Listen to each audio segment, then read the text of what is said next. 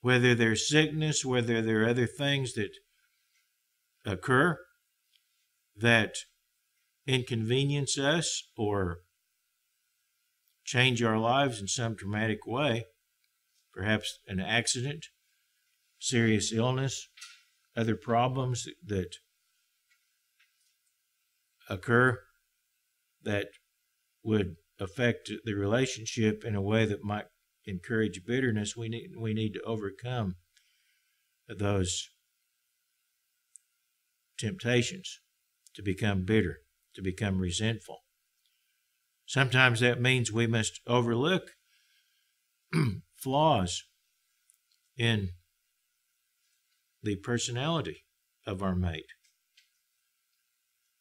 or other faults. Perhaps we need to sometimes sit down. If there's something especially bothering a person about what his mate is doing, sit down and talk it over, frankly. Tell the person, here is something that bothers me, and I need to discuss it with you and talk it over. The solution to avoiding bitterness, though, is love. And this can apply either way. We need to love the other person in spite of their flaws and faults. We need to be willing to forgive the other person. Sometimes we just have to overlook the other person's idiosyncrasies and things that we might perceive as flaws. We must be long-suffering. And we also need to spend time with our mates and nurture that relationship. Often when I counsel people for marriage, and I have counseled a variety of people who are having various types of problems in their marriages, but something that I try to emphasize is the need to spend time with your mate. You know, it's amazing that people, when they're infatuated and think they're in love at a particular age, maybe in late teens, early 20s, or maybe later on in life, they get involved in a relationship, and prior to marriage, they want to spend all kinds of time with that other person that they are infatuated with. But then if that infatuation eventually leads to marriage, quite often after the marriage vows are said, then the person doesn't want to spend any time with his mate. He doesn't want to take the time to sit down and talk to his partner in marriage, his partner in life. And you can't have a relationship if you don't spend the time necessary to nurture that relationship and develop it. And this is something that takes continual work. You can't have a relationship with God if you never talk to God, if you never pray, if you never study God's Word. You're not going to have a relationship with God. You've got to communicate. And that's how we communicate with God, is through prayer and Bible study and meditation. How do you communicate with your wife or your husband? You take the time to sit down and talk to them. Have a conversation. And many families used to do this much more than we do today because we have all the distractions, television and computers and all sorts of other distractions. Many people almost never eat a meal together at the table, and they don't take the time to communicate at any other time of the day or night. So it's no wonder their marriages fall apart eventually. If you want to have a sound marriage, sound family relationship, then talk, communicate. This also goes with your relationship with your children. If you want to have a relationship with your children, then you need to get to know your children and talk to them. As it goes on to say here, In verse 20, children, obey your parents in all things, for this is well-pleasing to the Lord. Again, the caveat here is that you obey your parents as long as what they are telling you to do is not unlawful. You don't obey your parents if they want you to do something criminal or wrong, but other than that, you're obliged to obey your parents. That means there is authority in the family. Parents have authority over their children. Today, authority is a dirty word, and authority can be and often is abused and misused. Parents should not misuse their authority, but there has to be authority in the family, or it will not function in a way that leads to the maximum benefit of everybody involved. It should not be authority that is abused or abusive, but it is for responsible parents to instruct and guide their children, or to assign their children responsibilities around the house. And it is the responsibility of children to fulfill those obligations. Everyone should be involved in the work that it takes to maintain a household. And somebody has to decide who's going to do what. And that is, as far as the parents are concerned, the children. Now, you can talk to your children, and you should try to assign your children responsibilities that are commensurate with their age and their, as much as possible, with their interests and things that will actually help them grow and develop. But we all need to learn responsibility. Again, this is something that more or less came naturally in past generations, where people lived out, most people, the great majority, lived on a farm, and everyone had to pitch in and do the work that needed to be done to survive.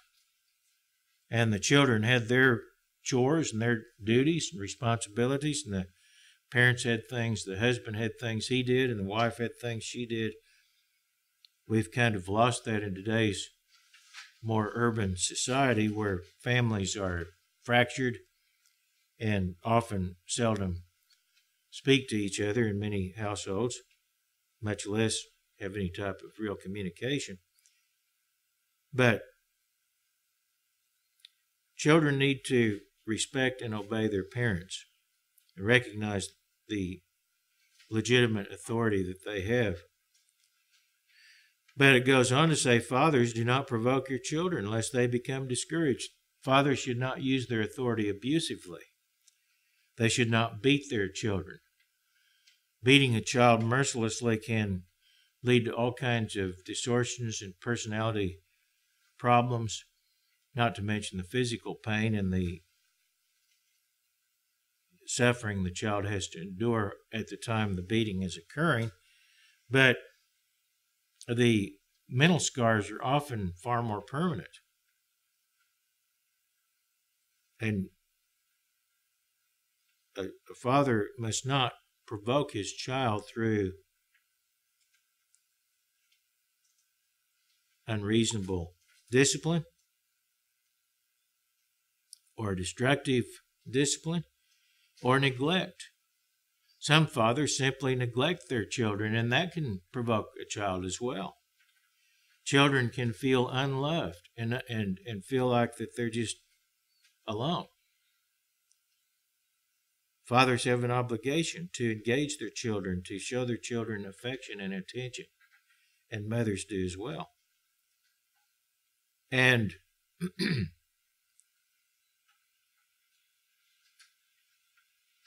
another way of provoking a child is simply to refuse to discipline the child appropriately.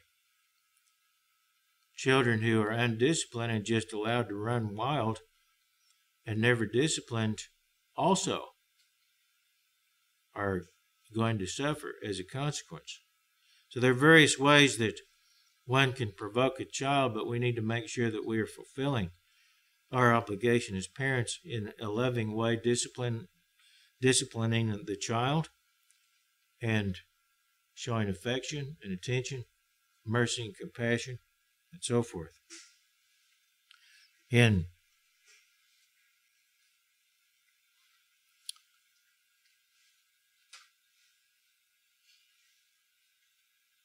First Peter chapter 3, 1 Peter chapter 3 and verse 1,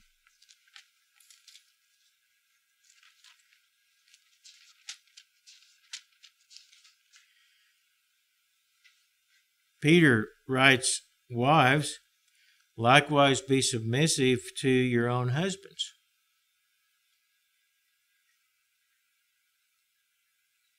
That even if some do not obey the word, they without a word may be won by the conduct of their wives.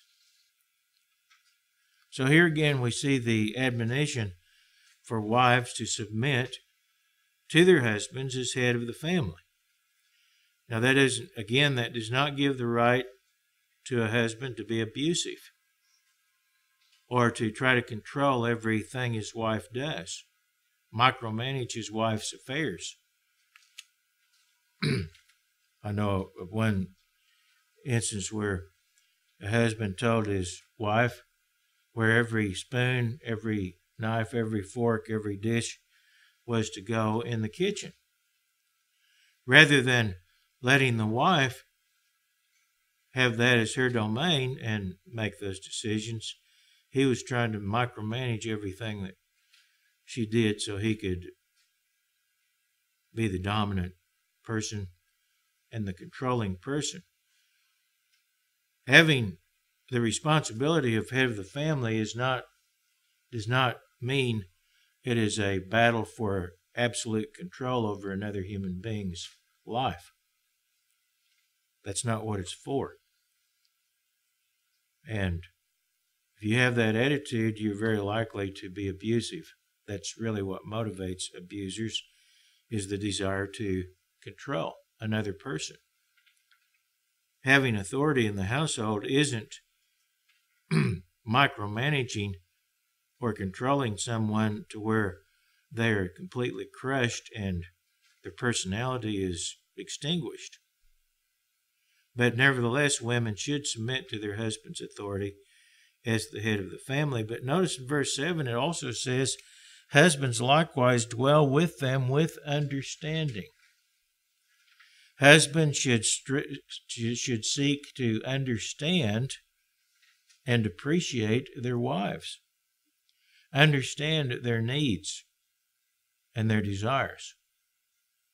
And again, as I said before, deferring to them. As it says, giving honor to the wife. Giving honor includes showing deference to the wife in the proper way. Being the head of the family doesn't mean you always get your way and the wife never has her preferences honored. If you honor your wife, there will be times when you allow her preferences to prevail, even if it's not the same as your preferences. Hopefully, you'll grow together to be of like mind in such a way that you enjoy the same things and you see eye to eye and you don't really have any conflict over what's to be done or how it's to be done and so forth. But just as a wife is obliged to submit to a husband is obliged to dwell with his wife with understanding and giving honor to her, showing appreciation, making her life better, happier, more fulfilling. As to the weaker vessel. Now, this doesn't mean that wives are more stupid than men. They're not. But they are usually physically weaker. And we need to take that into consideration. A wife is generally not as strong physically as a man. They were made that way. And we need to take that into account in how we conduct ourselves and relate to our wives. To the weaker vessel as being heirs together of the grace of life. In other words, we are partners in marriage. The two people in a marriage are partners. They're heirs together, joint heirs of the grace of life. And it says that your prayers may not be hindered. If you think you can abuse your wife or mistreat your wife and have your prayers heard, you're kidding yourself. You will short-circuit your relationship with God by being abusive or uncaring in how you treat your wife and not fulfilling this obligation to dwell with your wife with understanding and giving honor, showing honor toward your wife. Love and respect are the foundational building blocks of a marriage relationship. Love and respect, mutual love and respect on the part of both partners. You can't build a proper marriage relationship or any kind of relationship without those two building blocks being implemented.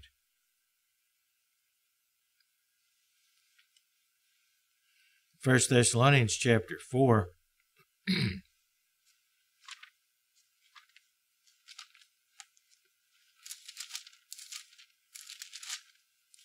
1 Thessalonians 4 and verse 3. For this is the will of God, your sanctification, that you should abstain from sexual immorality. Now, the Bible gives us instructions on how we are to conduct ourselves in terms of sex. And we are told to avoid adultery or premarital sex or various types of perverted sexual relationships, such as bestiality and so forth. And some of these things have been commonly practiced among human beings and continue to be practiced today very widely. Surveys have shown that well over half of women, and depending on the survey, 70 to 80% of males have had sexual relations before they get married. And many similar numbers report having had adulterous relationships after being married. Not quite as many women as men, but way too many. That type of behavior is something that God's Word condemns, and it is a breach of the responsibility of partners in a marriage to love one another and to devote themselves to each other. It says, for this is the will of God, your sanctification. In other words, we are to be holy. We're not to conduct ourselves like brute beasts. We're not to conduct ourselves without regard to God's laws in terms of maintaining the sanctity of marriage. That you should abstain from sexual immorality. And this would include premarital relations as well as adultery once someone is married. That each of you should know how to possess his own vessel in sanctification and honor. It was common among the Greeks at the time this was written for married men to use prostitutes. And not infrequently, they would invite the prostitutes into their own homes. And so that type of sexual immorality was both commonplace and accepted behavior in that society. We've come to the point in our society, a supposedly Christian society, where it's just about as bad, where people living together without benefit of marriage is something that has become routine and more or less accepted in society. And even extramarital relationships after marriage have come to be commonplace. And there are even churches that tell people that that is something that is not of any concern. That is acceptable behavior for Christians even. But that's not what God says or His Word.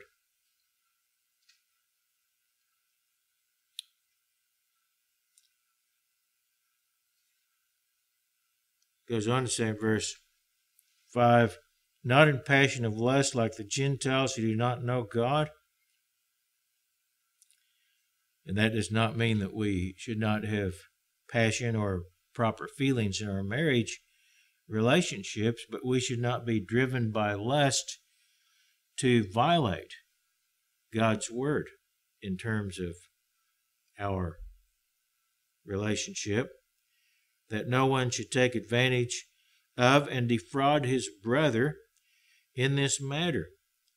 Now, defraud his brother could include the idea of one marriage partner defrauding the other through unfaithfulness, infidelity in marriage.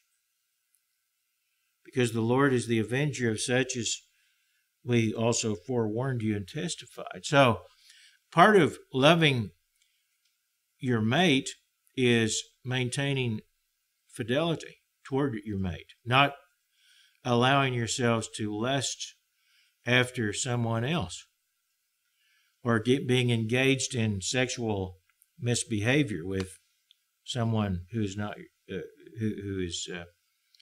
not your mate, engaging in sexual relations or any kind of illicit relationship with someone else other than your mate. And this would also apply to people who are as yet unmarried. They should not be committing fornication or getting involved with people of the opposite sex, or for that matter, the same sex, in a way that violates God's Word and His laws. The proper way for a young woman to conduct herself who is not married is to maintain her virginity until marriage. The proper way for a young man to conduct himself, if he wants to have a relationship with God and be in God's kingdom, is to remain a virgin until marriage. By the way, the best way to do that is to avoid putting yourself in a position where you might be tempted to do otherwise. In other words, spending too much time alone with someone of the opposite sex, or especially getting involved in kissing or necking or physically physical contact alone with a person of the opposite sex, or again, obviously homosexual relations are forbidden as well.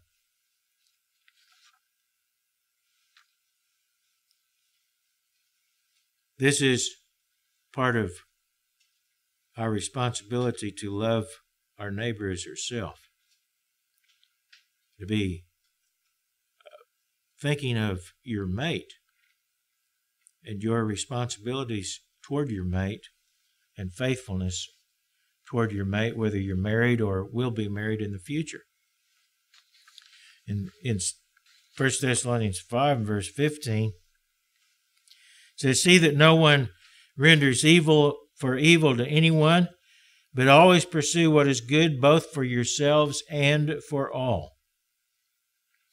Notice we are not to render evil for evil. In other words, if you sense that your child has acted disrespectfully, that doesn't mean you seek to take vengeance. Now, you might discipline the child, but you do it in a proper attitude and proper way.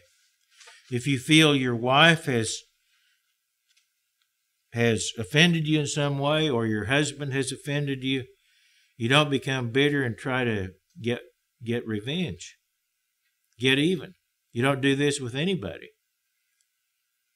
But there's another part of this too. It says, always pursue what is good both for yourselves and for all. In other words, look at the big picture, try to see what would be the best for everyone concerned, and then act accordingly. Not just thinking of yourself, but in a family relationship would be thinking of everybody in the family. What will be the greatest benefit to everybody? What will make everyone's life easier and better and happier? And then that's how you conduct yourself.